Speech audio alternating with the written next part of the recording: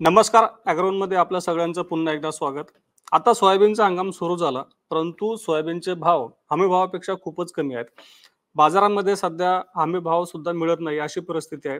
त्यातच इंदोरमध्ये SOPA soybean processors association of India या संघटनेची एक कॉन्क्लेव्ह झाली, एक परिषद पार पडली. यामध्ये पुढच्या वर्षभरात देशामध्ये सोयाबीन बाजाराची परिस्थिती काय राहील, दराची परिस्थिती काय राहील, आंतरराष्ट्रीय बाजारातली परिस्थिती काय राहील, यावर एक चर्चा झाली आहे. त्या अनुषंगानेच आज आपण चर्चा करणार आहोत की नेमकं सोपामध्ये पुढे काय आलं, दराची परिस्थिती पुढच्या काळात कशी राहील, एकूण पुरवठा कसा राहू शकतो, आंतरराष्ट्रीय बाजारातली परिस्थिती कशी राहू शकते, यातून आपल्या शेतकऱ्यांना निर्णय घेण्यामध्ये काही उपयोग होईल का, यावरच आज आपण चर्चा करणार आहोत. आणि आज आपल्या सोबत आहेत आपल्या सगळ्या प्रश्नांची उत्तर देण्यासाठी केडिया ॲडवायझरचे संचालक अजय केडिया सर. सर, आपका स्वागत है ॲग्रोन में. सर, पहला क्वेश्चन यही है कि अपने डोमेस्टिक मतलब इंडिया का जो प्रोडक्शन का एस्टिमेट है वो क्या निकल के आ रहा है सामने? देखिए, हमने पिछले 2-3 सालों में जो अच्छी खासी रिकवरी देखी है, प्राइजेस में जो जंप आया था उसके बाद से हमने देखा ग्लोबल मार्केट में भी जो सप्लाई है वो कहीं ना कहीं सुधरता हुआ दिखाई दे रहा है। तो सोपा के जो एस्टिमेट्स आए हैं वहां पे 125.8 लाख टन के आसपास बताया जा रहा है, जो लगभग 6% का इजाफा बता रहा है। देखिए, इसके अंदर यील्ड में इंप्रूवमेंट डेफिनेटली दिखाई दे रहा है। साथ में एरिया भी अगर हम देखें तो वो करीबन 5021 के करीब का एरिया कवर हुआ है। हाँ, ये चिंता जरूर है कि आगे जाकर एथनॉल को लेकर जिस जन से मक्के पे लोगों का ज्यादा शिफ्ट है, तो वो सोया को आगे एरिया पे इम्पैक्ट दे सकता है। बट कुल मिलाकर इस बार सप्लाई अच्छी है एज पर सोपा जो बताया जा रहा है, और इसी के चलते हमने रिसेंटली देखा भाव एमएसपी के करीब गया भी था, बट सस्टेन नहीं कर पाया क्योंकि जो फेवरेबल वेदर कंडीशन था, क्योंकि लानिनो जब भी होता है फेवरेबल वेदर कंडीशन होता है, उसका सपोर्ट मिला। नो डाउट पिछले 10-12 दिन में मौसम की चिंता सोपा ने भी जताया है, लेकिन उसके अभी एज ऑफ नाउ आकलन करना थोड़ा डिफिकल्ट है, क्योंकि कल भी हम इंदौर में थे तब बारिश बहुत ज्यादा थी। महाराष्ट्र में भी कुछ कुछ जगह पे अच्छी बारिश है। तो कुल मिला के सप्लाई अच्छी बताई जा रही है पिछले साल के मुकाबले, जिसके चलते भाव में थोड़ा सा दबाव देखा गया है। जी। और सर, अगर हम लोग फार्म की विजिट करें या फिर फार्मर्स के अगर कांटेक्ट करें, तो बहुत सारे एरिया में महाराष्ट्र हो या मध्य प्रदेश हो, स्पेसिफिकली अगर हम लोग महाराष्ट्र की बात करें तो बहुत सारे एरिया में किसानों ने ये बताया है कि उनका जो भी प्रोडक्टिविटी है वो लॉस है। बारिश की वजह से ये तो दूसरा है, लेकिन जो क्रॉप को जो कुछ नुकसान हुआ है डिजीज की वजह से या फिर कुछ और कारणों से, वो भी ज्यादा है। क्या इसके ऊपर भी कुछ मंथन हुआ है, उसके ऊपर भी कुछ चर्चा आई है निकल के? देखिए, जैसे मैंने बताया कि सोपा एज ऑफ नाउ उन्होंने भी कहा है कि चिंता डेफिनेटली है, बट टू अर्ली टू से राइट नाउ। मुझे लगता है कि डेफिनेटली मैंने काफी फार्मर से भी मिला, काफी फार्मर से बात भी हुई है, तो 2-3 चीज समझ में आती है। पहला कि हार्वेस्टिंग काफी हद तक हुई है और फार्मर ये नीचे के भाव में बेचने के इच्छुक नहीं है। हाँ, कुछ चिंता भी देखी गई है, क्योंकि कुछ कुछ एरियाज में डिजीज या फिर यील्ड में भी लॉसेस देखा है, तो वहां पे फार्मर चिंता भी थे। सोपा ने बिल्कुल जो डिस्कशन थे उसके अंदर नए बीज की रिक्वायरमेंट, यील्ड को कैसे इंप्रूवमेंट करे और कैसे डिजीज से बचा जा सकता है, उस पर भी हुआ था। लेकिन अभी जो करंट हम लोग सिचुएशन की बात करें तो उसमें एज ऑफ नाउ बोलना बहुत अर्ली है। आज 15 तारीख है, तो अगले 7-8-10 दिन में क्लैरिटी मिलेगी कि मौसम की जो मार की वजह से अक्टूबर मंथ में जाती बारिश का कितना इम्पैक्ट पड़ा, यील्ड में कितना इम्पैक्ट पड़ेगा, प्रोडक्शन में क्या लॉसेस होएगा, उसको मुझे लगता है कि थोड़ा समय लगेगा। बट कुल मिलाकर मुझे लगता है उसका मार्जिनल लॉस जरूर है, क्योंकि जो लानिनो का फेज होता है उसमें एक्सटेंडेड रेनी पीरियड रहता है, जो हमने देखा है कि इम्पैक्ट दे सकता है। जी। अभी सर, ये डोमेस्टिक का प्रोडक्शन का एस्टिमेट हुआ है। हम लोग ये समझते हैं कि हर साल जो सोपा का एस्टिमेट आता है उसके नीचे ही मार्केट में माल आता है, प्रोडक्शन रहता है। अभी सर, इंटरनेशनल की अगर हम लोग बात करें तो जो मेजर कंट्रीज है, अमेरिका, ब्राजील और अर्जेंटीना, इन कंट्रीज का प्रोडक्शन अभी रिकॉर्ड बताया जा रहा है। अभी अमेरिका का सोयाबीन तो हार्वेस्टिंग शुरू है, लेकिन ब्राजील और अर्जेंटीना में अभी सोइंग स्टार्ट हो जाएगा। ब्राजील में सोइंग स्टार्ट हुआ है। तो क्या हम लोग कैसे देखें कि इंटरनेशनल में सही में इस साल रिकॉर्ड प्रोडक्शन होगा? देखिए, बेसिकली अगर हम देखें तो वर्ल्ड मार्केट का भी सिनेरियो है, कोई चेंजेस नहीं है। आईजीसी की जो रिसेंट रिपोर्ट आई थी जिसके अंदर अगर हम देखते हैं तो ब्राजील में करीबन सितंबर तक की जो रिपोर्ट है मैं उसकी बात कर रहा हूँ, तो 162 के आसपास 162 मिलियन टन बता रहा है, जो अगर आप देखोगे तो पिछले 5 सालों में टॉप पे है। वहीं यूएसए की भी अगर हम बात करें तो वहां पे 124.9 के आसपास का फिगर बता रहा है, अगेन पिछले 2-3 सालों में सबसे टॉप पे दिखा रहा है। अर्जेंटीना भी लगभग पिछले साल के मुकाबले 19-20 ही फर्क है, बट 51.50 के आसपास है। Similarly Canada, Russia, Ukraine, EU सभी की अगर बात करें तो कुल मिलाकर ग्लोबल मार्केट में इस बार सप्लाई अच्छी रहेगी। हाँ, ब्राजील में पहले ड्रॉट जैसी सिचुएशन था, उसका इम्पैक्ट देखा जा रहा था, बट पिछले कुछ दिनों में बरसात भी हुई है। सोयाबीन के प्रोडक्शन है करीबन 166 मिलियन टन के आसपास बताया जा रहा है। हाँ, साथ में अगर हम यूएसए की बात करें तो यहाँ पे भी 124.8 मिलियन टन है, जो स्लाइटली जो पिछले महीने का जो यूएसडी की रिपोर्ट आई थी उसके मुकाबले थोड़ा सा स्लाइटली डिक्रीज जरूर हुआ है। बट ग्लोबली अगर मैं देखता हूँ तो इस बार एडिबल ऑयल का जो सोयाबीन के अगर प्रोडक्शन की बात करें तो काफी अच्छा है। लेकिन एक चीज और देखी गई सोपा में, वहां पे एनर्जी को लेकर, या हम बोल सकते हैं फार्म टू, आज सोयाबीन को फार्म में, फूड में और फ्यूल में भी यूज होता है। तो वहां पे मैंने जैसे लोगों से बात भी किया, समझा, तो अब जिस ढंग से फ्यूल के लिए जो सोयाबीन का यूसेज है वो ईयर ऑन ईयर बढ़ेगा। और हम देख भी रहे कि इंडियन गवर्नमेंट का भी जो लक्ष्य है एथनॉल को लेकर उसकी वजह से हमने गन्ने के भाव में भी चेंजेस देखा है, मक्के में भी देखा है, और उसी का असर है कि हम देख रहे हैं कि इस बार बीएमडी सीपीओ भी 42 के ऊपर अच्छे से होल्ड कर रहा है। तो कुल मिलाकर मुझे लगता है ग्लोबल मार्केट में सप्लाई अच्छी है, जिसकी वजह से एक्स्ट्रा ऑर्डिनरी कोई बड़ी तेजी या बड़ी मंदी दोनों ही नहीं दिखेगी, मार्केट एक दायरे में ही चलता हुआ दिखेगा। जी सर। सर, अभी यूएसडी का रिपोर्ट आने के बाद में और ब्राजील में जैसे बारिश के रिपोर्ट सामने आए, तो इंटरनेशनल मार्केट में सीबॉट पे हम लोगों ने देखा कि सोयाबीन में फिर से गिरावट आई है। सोयाबीन फिर से $10 के नीचे ट्रेड करता हुआ दिखाई दे रहा है। तो एक तो सोपा के कॉन्क्लेव में जो भी डिस्कशन हुए उसमें प्राइसेस के रिपोर्ट क्या दिखाई दे रहे हैं, और आपका जो पर्सनल व्यू है प्राइसेस के ऊपर वो क्या है?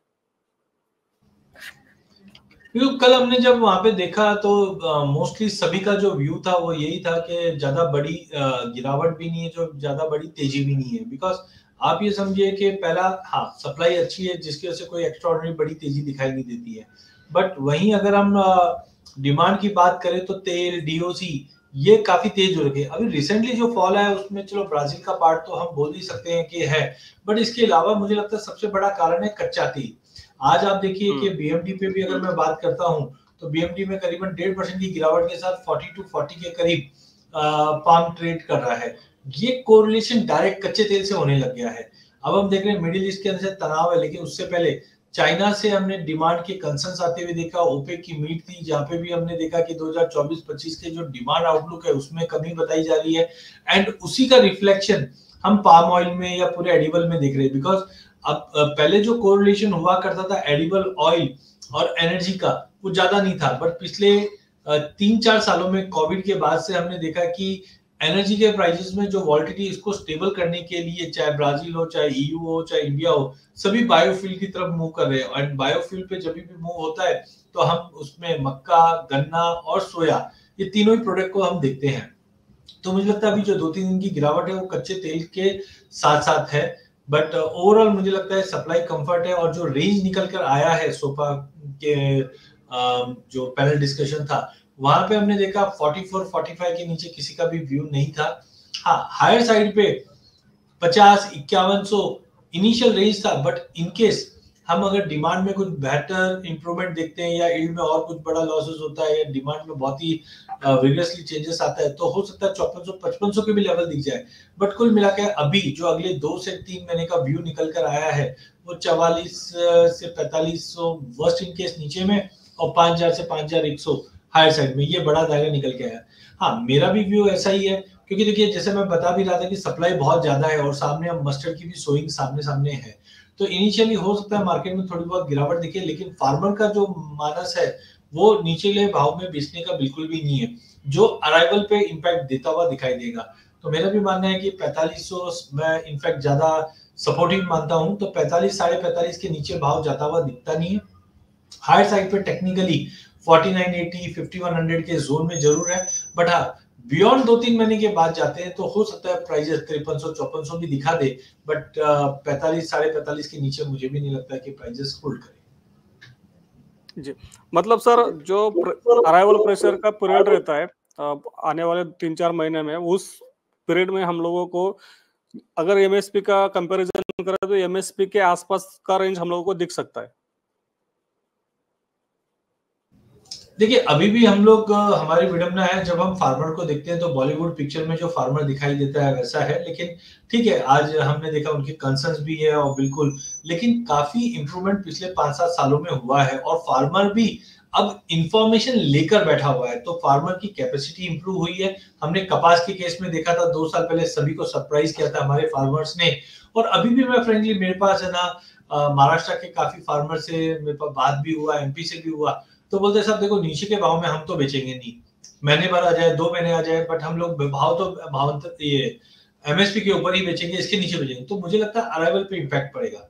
सेकेंडली फार्मर की कैपेसिटी भी इंप्रूव हुई है, तो मुझे लगता है ऐसा कोई प्रेशर दिखाई नहीं दे रहा है। साथ साथ में भाव वाइज जो मेरे को लगता है वो यही है कि जब तक प्राइजेस एमएसपी के ऊपर नहीं आता फार्मर जल्दी लेके नहीं आएगा, एंड ये एक मुख्य कारण बन जाएगा जिसकी वजह से भाव को एक सपोर्ट मिलता हुआ दिखाई देगा। और सर अभी गवर्नमेंट की परचेज शुरू हो जाएगी एमपी में, महाराष्ट्र में तो आज से शुरू होने वाली थी, आज की डेट थी। तो क्या एमएसपी का जो प्रोक्योरमेंट है गवर्नमेंट का, उसका भी इम्पैक्ट मार्केट में हम लोगों को देखने मिलेगा? देखो अगर गवर्नमेंट अगर माल लेती है तो डेफिनेटली मार्केट में जो हम देख सकते हैं कि ओवर सप्लाई वाला सिचुएशन है वो थोड़े हद तक कम हो जाएगा, तो वो एक बड़ा ट्रिगर बन जाएगा और वो हो सकता है कि 5,5100 के ऊपर, क्योंकि एक बार गवर्नमेंट ने बाई किया उसके बाद जब पब्लिक प्राइवेट प्लेयर्स भी आते हैं तो वो एक प्रेशर क्रिएट करेगा, और फार्मर अगर थोड़ा समझो कि थोड़ा बहुत गवर्नमेंट के पास चले भी जाते हैं तो जो एबिलिटी होगी उसमें थोड़ा सा इम्पैक्ट देगा। तो कुल मिला के मुझे लगता है कि गवर्नमेंट की एंट्री एक अच्छा बूस्ट रहेगा, बट टाइमिंग ये बहुत ही ज्यादा स्पेकुलेटिव रहेगा बोलना, तो बेटर है कि इसको एज एंड व्हेन होता है उसके ऊपर आकलन करना चाहिए। बट हाँ गवर्नमेंट अगर इसमें परचेजिंग करती है तो डेफिनेटली मार्केट का सेंटीमेंट जरूर सुधरेगा इसमें। जी सर।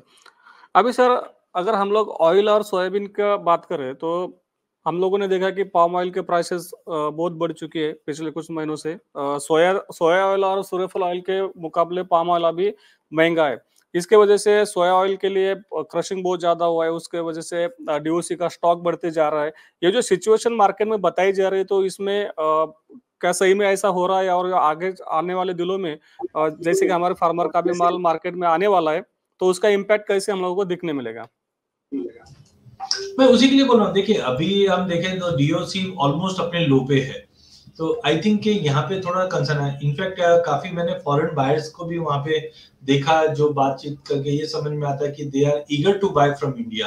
तो मुझे लगता है कि धीरे धीरे इंप्रूवमेंट अगर डीओसी की रेट्स में बढ़ते हैं तो उसका एक बेनिफिट मिलता हुआ दिखाई देगा, और जो मैं गिरावट भी बोल रहा हूँ 45 साढ़े 45 वो इसी कारणवश है क्योंकि हमारे पास स्टॉक काफी अच्छा है as of now, but I think consumption period भी है सामने, और अगर एक्सपोर्ट्स के अंदर थोड़ा बूस्ट मिल जाता है भाव को तो डेफिनेटली ये कहीं ना कहीं जो पाइपलाइन है उसको काम पे मतलब हम एक्टिविटी बढ़ते हुए देखेंगे। तो मुझे लगता है कि गवर्नमेंट की एंट्री, एक्सपोर्ट एंड साथ में अगर हम देखते हैं ग्लोबल मार्केट में तेल में तेजी आती है तो उसका एक सेंटिमेंटल इम्पैक्ट प्राइसेस पे भी पड़ेगा, जो हमें एमएसपी के ऊपर वापस को भाव ले जाने की कोशिश करेगा। जी। सर अभी आपने बोलते-बोलते बायोडीज़ल, अपना क्रूड ऑयल और सोया ऑयल इसका एक रिलेशन बताया था। क्या आप थोड़ा डीप में जाके हम लोगों को समझा सकते हैं कि बायोडीज़ल और जो क्रूड ऑयल अभी आपने बोला बोला कि अंतर्राष्ट्रीय मार्केट में प्राइसेस कम होने के लिए ऑयल में जो गिरावट आई है वो मेन रीज़न था। तो इसका कोरिलेशन क्या है? ये एक दूसरे के ऊपर कैसा इम्पैक्ट होता है? देखिए आज आप 5 साल पहले की सोया की अगर बात करें तो हम बहुत लिमिटेड वे में इसको यूज करते थे। कोविड के बाद दो चीज इंपॉर्टेंटली मार्केट में आई, एक लोगों को प्रोटीन के बारे में पता चला, और हम देख रहे हैं कि प्रोटीन खाली नॉनवेज आइटम्स में रहती है, बट अब वेजिटेरियन लोगों को भी समझ में आया कि प्रोटीन का इंपॉर्टेंस क्या है। तो मैं ये मानता हूँ कि पिछले 4 से 5 सालों में कोविड के बाद लोगों का जो प्रोटीन इंटेक है वो बढ़ना चालू हुआ है, जिसकी वजह से हम देख रहे हैं कि सोया प्रोडक्ट्स भी बढ़े हैं, सोया चंक बढ़े हैं, तो डिमांड भी बढ़ी है। वहीं साथ साथ में हमने देखा कि कोविड के अंदर जब कच्चा तेल जीरो से हीरो हुआ तो सभी इकोनॉमी को कंसर्न्स होने लग गए और वो देख रहे कि इसका अल्टरनेट क्या है। तो आप देख सकते हैं पिछले 5 सालों में हम renewable energy, green energy, wind energy, solar energy, फिर हम बोल सकते हैं बायोफ्यूल, इसके ऊपर काम क्यों करने लगे? क्योंकि अब डिपेंडेंसी हमारी कच्चे तेल से छूटने की बारी आ गई है, हम अल्टरनेट्स पे काम करें। ऐसा नहीं कि कच्चा तेल खत्म ही हो जाएगा, लेकिन हम देख रहे हैं जब जब कच्चे तेल में तेजी आती है तो ये अल्टरनेट एक्टिविटीज में तेजी आ जाती है।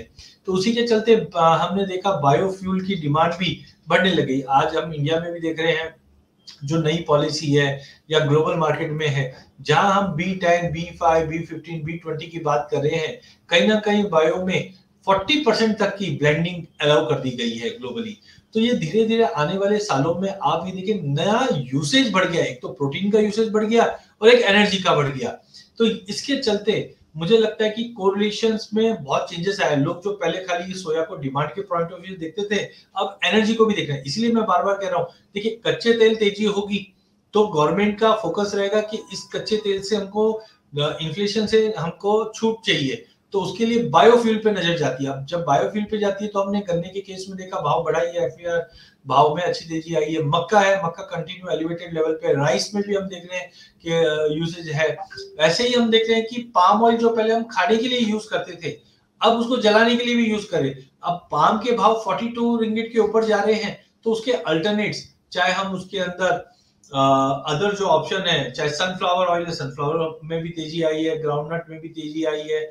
तो हर आइटम में हमने तेजी बनते हुए देखा। तो जो पहले यूज केस था वो खाली खाने के लिए यूज होता था तेल, अब जलाने के लिए भी यूज हो रहा है और प्रोटीन के लिए भी हम देख रहे डिमांड बढ़ रही है। तो परफेक्चुअली हमें अब कच्चे तेल पे भी ध्यान देना है, प्रोटीन के इंटेक पे भी ध्यान देना है, क्योंकि इससे भाव पे इम्पैक्ट पड़ने लगे। और रिसेंटली हमने देखा कि जो चाइना से और ओपेक की रिपोर्ट आई है पिछले 2 दिनों में, उसमें डिमांड थोड़ा सा कर्टल बता रहा है, जिसके चलते पिछले 2-3 दिनों के अंदर कच्चे तेल में भारी गिरावट आई है। आज M6 में 5% की गिरावट है एंड इसी के चलते हम देख रहे हैं कि पाम ऑयल के अंदर आज गिरावट है एंड उसी के कैस्केडिंग, चाहे आप सोया की बात करो, मस्टर्ड की बात करो, सभी कॉम्प्लेक्स के अंदर हम गिरावट देख रहे हैं। तो मुझे लगता है कि जो लोग पहले इन चीजों को नहीं देखते थे, इनको देखना चाहिए कि बायोफ्यूल में क्या है और कच्चा तेल कैसे मूव कर रहा है, उसका कोरिलेशन है। जी। अभी सर लास्ट सवाल, क्या अभी फार्मर के हाथ में सोया तो आ चुका है, मार्केट में रेट भी बहुत डाउन है, दूसरी तरफ जो मॉइस्चर है सोया में वो भी ज्यादा है क्योंकि अभी अभी फसल निकल के आई है। तो आप फार्मर्स को क्या सलाह देना चाहेंगे कि उन्होंने अपना जो सेल करना है, जो माल बिकना है, तो उसका एक प्लानिंग कैसे करके चलना चाहिए कि उसके लिए फार्मर को थोड़ा ज्यादा या फिर जो अभी मार्केट में रेट है उससे अच्छा रेट मिले? देखिए इसके लिए मैं वापस हमने पहले भी इस पे डिस्कस किया भी था कि अगर फार्मर के पास एक्सचेंज का प्लेटफॉर्म होता तो एक बेहतरीन विकल्प होता। हमने देखा सोइंग के समय पे लेट से 5,000 रुपए का भाव था और आज 4600 4550 एग्जाम्पल है भाव है, तो फार्मर इस पे नुकसान करता है। अगर एक्सचेंज का प्लेटफॉर्म होता तो एक्सचेंज के ऊपर FPO द्वारा हम हेज कर सकते थे। 5,000 रुपए माल बेचते हैं, नीचे आज 44 हो जाए या 45 हो जाए, तब भी हमको उसका नुकसान नहीं कर देना पड़ता था। बट है नहीं, आएगा आगे तो डेफिनेटली बेनिफिट है। हाँ, मुझे लगता है कि एज एंड व्हेन आपकी रिक्वायरमेंट जैसे है, थोड़ा थोड़ा करके आप निकालिए, घाई करके मत निकालिए। मेरा मानना है कि गवर्नमेंट भी एक्टिव रहेगी और इंडस्ट्री में भी हम देख रहे हैं कि यूएस रेट कट कर रहा है, यूरोप रेट कट कर रहा है, चाइना एफर्ट्स लगा रहा है कि इकोनॉमी को इम्प्रूव है। तो ग्लोबल डिमांड में मुझे लगता है कि महीने 1.5 महीने में इम्प्रूवमेंट दिखेगा। इंडिया में भी दिखेगा। आरबीआई की भी जो पॉलिसी दिख रही है वो थोड़ी सी स्ट्राइडेंट जो अब तक थी वो अब कूल ऑफ हो रही है। तो जैसे जैसे डिमांड बढ़ेगी चीजों में, मुझे लगता है भाव में एक सपोर्ट ही मिलेगा। और रिसेंटली जो मैंने व्यू भी बताया कि मुझे 45 साढ़े 45 के नीचे भाव जाता हुआ दिखता नहीं है। एक्सट्राऑर्डिनरी बड़ी तेजी इसलिए नहीं क्योंकि सप्लाई अच्छी खासी रहेगी ग्लोबल मार्केट में भी और डोमेस्टिक मार्केट में भी। तो आपको जैसे जैसे रिक्वायरमेंट है उतना उतना ही माल लेके आइए। होल्ड रखेंगे तो मुझे लगता है कि वापस हम एमएसपी के करीब, चाहे गवर्नमेंट के माध्यम से चाहे प्राइवेट के माध्यम से, प्राइस मुझे लगता है एमएसपी के ऊपर ये साल कंटिन्यू होल्ड करना चाहिए। जी सर, थैंक यू सर। धन्यवाद सर।